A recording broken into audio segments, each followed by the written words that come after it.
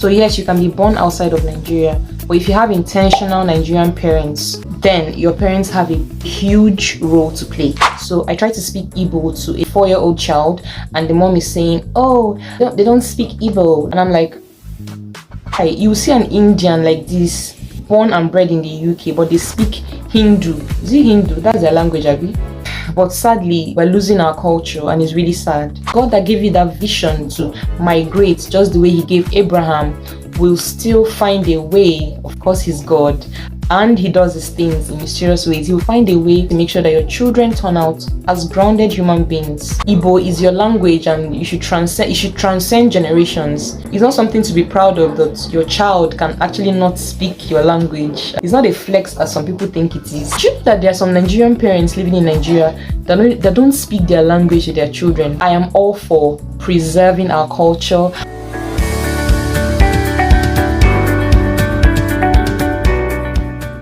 Hey everyone, welcome back to the channel.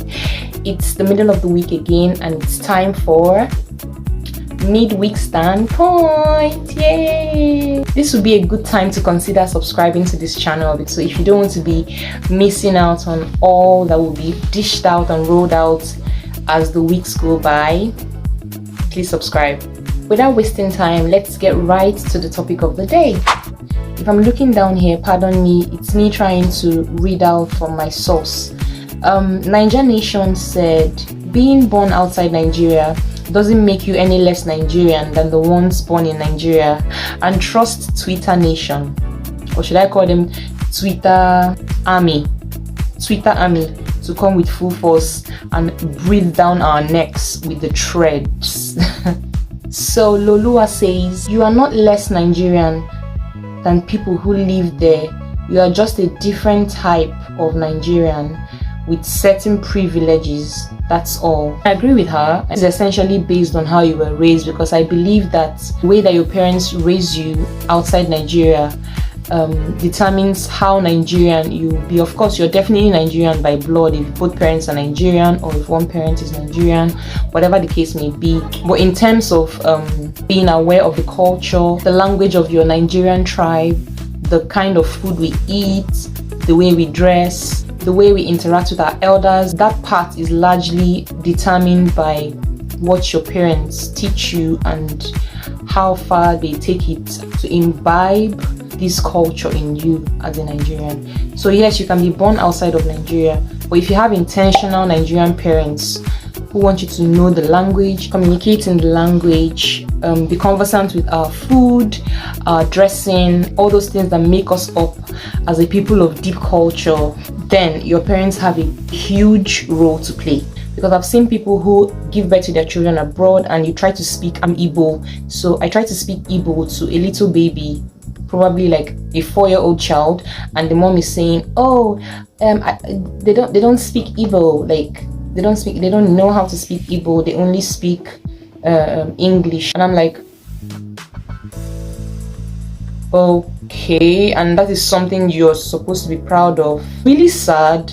And you see cultures like the Indian culture and the way they uphold their heritage and their culture, and you're like, hi, you see an Indian like this, born and bred in the UK, but they speak Hindu. Is it Hindu? That's their language, Abi? I'm not sure. Is it their religion or their language? I'm not sure, but they shall speak their language, you know, and they uphold their culture. They do things like they have a certain identity, a certain way of doing things, and they keep to it even in another man's land. That is something to really, really admire, you know. Indians do that, people from the Middle East, people from Asia, they do that a lot. But sadly, we're losing our culture, and it's really sad. I digress. Coming to the next point that Lolua said here, she said the only difference in her opinion with somebody born abroad and a Nigerian born in Nigeria is that the Nigerian born abroad has certain privileges. Of course, I agree with that, and that is why many people are jackpotting these days.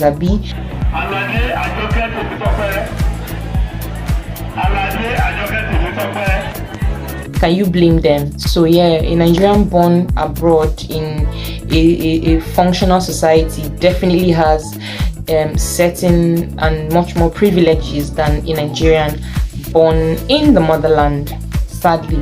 So someone else, Idiagi Ernest, says there are a lot of things you can't relate with, a whole lot. Okay, so he did not elaborate on his point, but I'm guessing he's trying to say that Nigerians born abroad cannot relate with certain things that we do here, certain modus operandi here in Nigeria. But like I said in my previous analysis, if your parents are intentional enough and they do a good job at making you grounded in the culture and our heritage and the way that we do our things, even abroad, to a very large extent, you'll be able to actually relate with a lot of things. This point is only valid when your parents are just open to you embracing every other thing that you're exposed to in diaspora, in the place that you grew up, in the place that you were born. I don't believe that being in another man's land is enough reason why our culture should die, and for us to just let loose and allow our language, for instance, to become an extinct part of our culture. That's why I love people like Fantastic Favor. I don't know her personally, but I'm so sure that she's bringing up seasoned and well-grounded children, both in the ways of God, in culture and heritage. Those children were born in Italy. Apart from her first child, who she gave birth to in Nigeria before taking her to Italy, the 3 other kids that she has, they speak Italian, they speak Igbo. I mean, they teach them Igbo, at least to a large extent.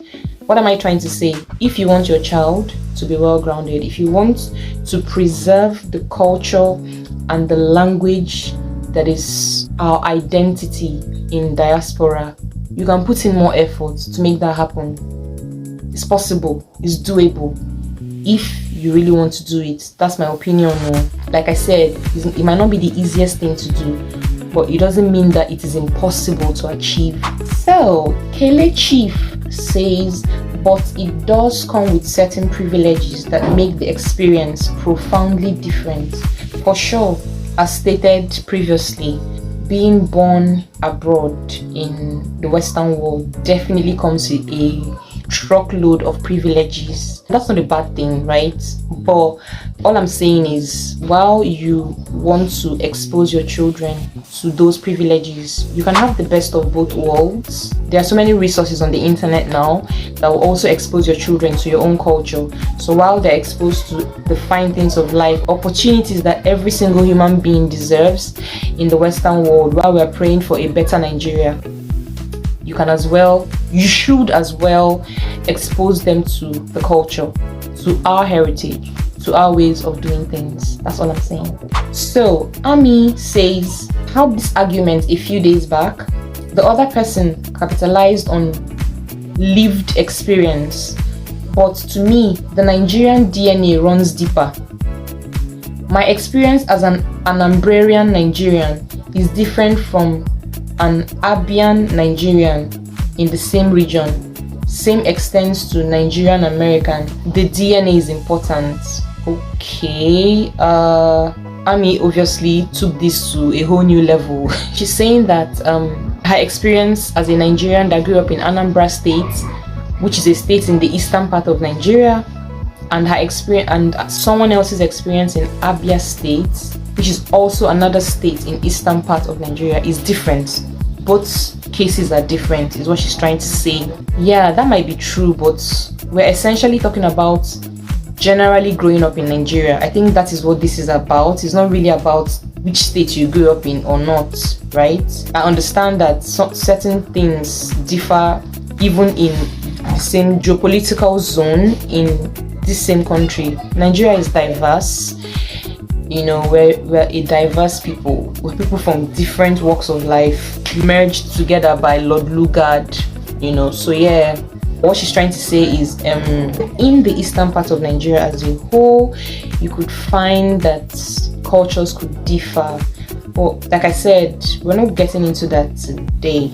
We're talking about Nigerians in Nigeria, regardless of the part of Nigeria where you grew up, and a Nigerian born outside of Nigeria. So that's what we're looking at today, and that's what we're going to focus on. So Fresh says, I'll say that it doesn't make make them any less of a Nigerian, but I think if you are either born there or raised there, you have more knowledge of the culture than ones that have never been there. But again, we are all Nigerian. Yes, I agree to a large extent. And you know, even with the fact that I said that you could incorporate our way of life to the upbringing of your children, it is still not exactly the same as actually growing up here in Nigeria, because in Nigeria you're experiencing the culture and heritage firsthand. You're experiencing everything firsthand. You're experiencing our way of life firsthand. So it's not the same. But like I said, I still hold on to my stance that it is doable, at least to a large extent. That's why I said to a large extent. Your children can still be grounded in the culture even when they are born in diaspora. So that's my take on that. Next up, Vanessa says, if they are raised outside, it kind of does to be acknowledged by us as being gang for real. It isn't just about having a green passport. You have to talk like us, understand pidgin, be street smart. Growing up here makes you relate to a lot of things. It's difficult to explain, but if you know, you know. I agree. Like I said in the previous point, it's not the same. No matter how much you train your children abroad, it's not exactly the same as raising them here in Nigeria. No arguments on that. But when life throws you a curveball and you really need to japa, right? You gotta make do with what you have, you know? I mean, you can even send the child back home for a while, maybe attend like 1 school year in Nigeria just to blend in more with the culture, something. There are ways around these things, but it's a bit it's a two-sided coin. Okay, let me ask this question. For example, if God is leading you to move to Europe, will you say, oh, I will not go because I want my children to be grounded and be in the environment where I grew up and learn the culture? No. The God that gave you that vision to migrate, just the way he gave Abraham, will still find a way. Of course, he's God and he does his things in mysterious ways. He'll find a way to, you know, especially when you put it in his hands, he'll find a way to make sure that your children turn out as grounded human beings and citizens of the society at large, not just in Nigeria, everywhere they find themselves. I mean, Abraham had to migrate to another country, a strange land, and when he eventually settled there and his promised child came to him and grew up to be a fine young man ready to settle down, his father insisted on going back home to get him a wife, stuff like that. And if you know Isaac well, you know that Isaac was a child that always listened and obeyed his father. Even when he was about to be sacrificed, when God asked Abraham to sacrifice him, he didn't ask questions, he followed, even to the point where he was tied, you know. So that's the kind of child he was. So he was a seasoned child who listened to his father. The fact that he grew up in a strange land did not make him ask questions when it was time for him to get married. So, you know, there are accounts in the Bible where you can make reference to in your place of prayer when you're talking to God about your children, even if they're raised in diaspora. We all need the Holy Spirit so much, but I digress. So Chinyere says, see this I agree with. I believe that there is no such thing as being less or more Nigerian. You people are just creating an illusion that doesn't exist. Whether or not you know and accept your culture and language, that's up to you. At the end of the day, you are still Nigerian, full stop. Okay, like I said, it's not entirely up to you. If your parents are intentional in raising you up, I feel like I'm sounding like a broken record at this point, but I mean, I'm just trying to address each point, right? So if your parents are intentional about teaching you your language and your culture, you will grow up with it. So it's not really up to you, according to Chinyere. It's up to your parents, yeah. But if you now grow up and decide to discard your heritage, which I doubt, I hope that our heritage and culture is something that transcends generations, really, because we can't afford to lose it. It is what we are known for. We can't afford to lose that. So hopefully, yeah. Anyway, Chinyere made her point. Let's get to the next one. Lex says, lack of first-hand cultural experiences Someone born outside of Nigeria may not have had the same exposure to Nigerian culture, customs, and traditions as someone born in Nigeria. As a result, they may not have the same level of understanding and connection to their Nigerian, I guess it's trying to say Nigerian roots. Agreed. But you know, life is neither black or white. Circumstances can arise and you really need to leave your home country. What do you do at that point? As a parent, you may do what you have. Do your best. The problem is when you don't even make effort. Make effort to teach your children your language. Make effort to teach them things that have to do with your culture, just the way that Indians do it. If Indians can do it, then we can also do it. You know, if Chinese people, if Japanese people can do it, why can't we do it? And so just be intentional. I also made the point that you might not experience it firsthand in the home country, but you can have a wealth of knowledge, so that whenever you eventually come down to your home country, you can melt into your Nigerianness and you don't feel left out. That's the point of all this. Imagine, you know, even if you have to speak Igbo with an accent because you're not born here, but at least you can communicate. That's something to be proud of, right? So I urge parents in diaspora to actually make more effort. Try to make more effort. There's nothing to be proud of if your child cannot speak Igbo. Igbo is your language and you should transcend generations. It's not something to be proud of that your child can actually not speak your language. I don't think it's a flex. It's not a flex as some people think it is. Alright guys, I wanted to keep this short and simple. I hope I achieved that. I will know when I start editing, but yeah, this is where we call it a wrap today, and I hope you enjoyed today's episode of Midweek Standpoint. Leave your comments in the comment section. Are you a Nigerian living in Nigeria, or are you a Nigerian living in diaspora? Are you a Nigerian parent living in diaspora? What is your experience? What's your situation like? And do you know that there are some Nigerian parents living in Nigeria that don't speak their language to their children? Those ones living in like Lagos and Abuja, Port Harcourt. Hey, what do we say to those ones, please? I don't understand. Beats me. But anyway, let's keep the discussion going in the comment section. Thank you so much for watching. I am all for preserving our culture.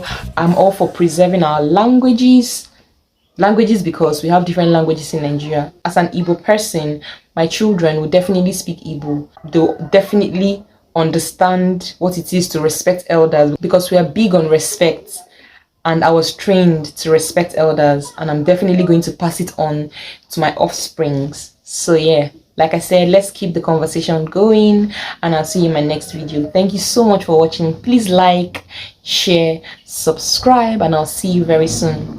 Bye.